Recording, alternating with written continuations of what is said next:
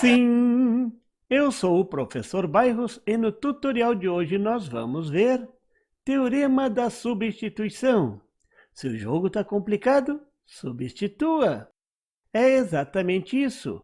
O teorema da substituição pode substituir um circuito complicado por uma fonte de tensão ou uma fonte de corrente. Então, vire o jogo, use a substituição. Vou mostrar como fazer isso. Vamos lá? O teorema da substituição é muito simples, mas vou alertar, só pode ser usado em circuitos lineares com uma só fonte, o que, felizmente, é a maioria na prática. E o que diz o teorema da substituição? Se você conhece a tensão entre dois pontos de um ramo, então você pode substituir esse ramo por uma fonte de tensão, com o valor da tensão conhecida. O mesmo acontece para a corrente. Se você conhece a corrente entre dois pontos de um ramo, então você pode substituir esse ramo por uma fonte de corrente, com o valor da corrente conhecida.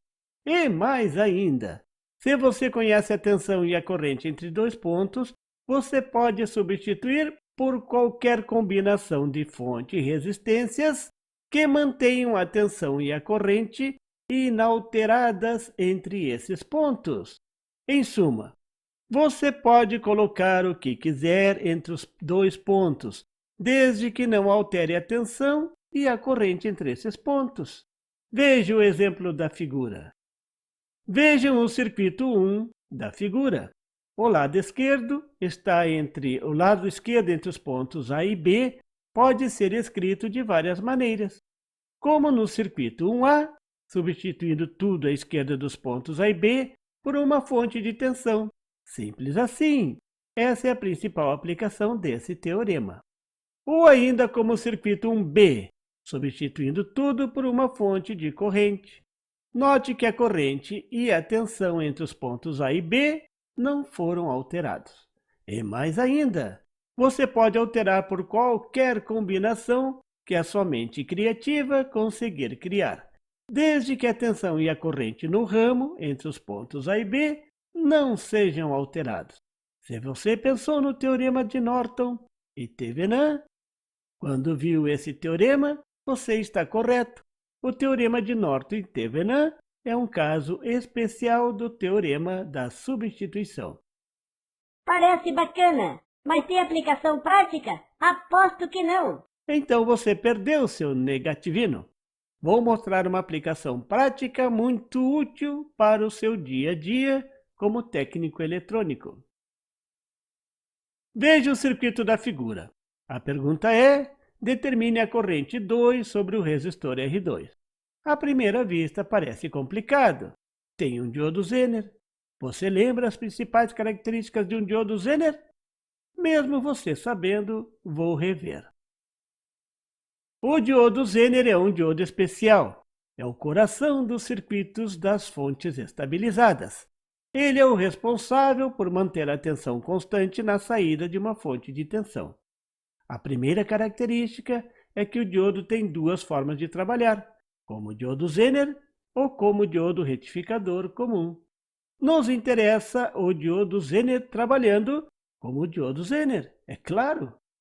Para isso, o diodo deverá ser polarizado inversamente. Isso mesmo, o anodo deverá ser ligado ao ponto de menor potencial, o negativo, e o catodo ao positivo. Por isso, o professor Bairros insiste tanto que os seus alunos chamem os terminais dos diodos de anodo e catodo, e não de positivo e negativo. Não esqueçam, anodo e catodo. Quando o diodo Zener está trabalhando como diodo Zener, a tensão entre o catodo e o anodo é bem determinada. É chamada de tensão Zener. A tensão Zener é a principal característica do diodo Zener. Quando você pensar no diodo Zener, primeiro você vai pensar na tensão Zener. Tem Zener para todo gosto, de 2,7 até aqui, A tensão Zener é indicada do ladinho do diodo, ó. Se vier indicado somente o código do diodo, o manual do fabricante deverá ser consultado para saber o valor da tensão Zener. Outra característica importante é a potência máxima que o diodo pode dissipar. Ao comprar o diodinho Zener, você deverá dizer a tensão e a potência. As potências comerciais mais comuns são meio watt e 1 watt. O mais comum é meio watt mesmo. Mas note o mais importante, o que nos interessa agora.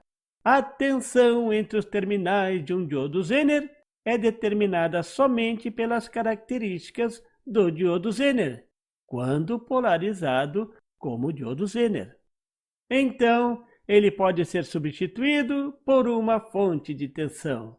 Isso é o que diz o teorema da substituição. Agora vou voltar ao nosso circuito e aplicar o teorema da substituição no lugar do diodo Zener. Veja como fica o circuito colocando no lugar do diodo Zener uma fonte de tensão com valor de 12 volts, a mesma tensão do diodo Zener.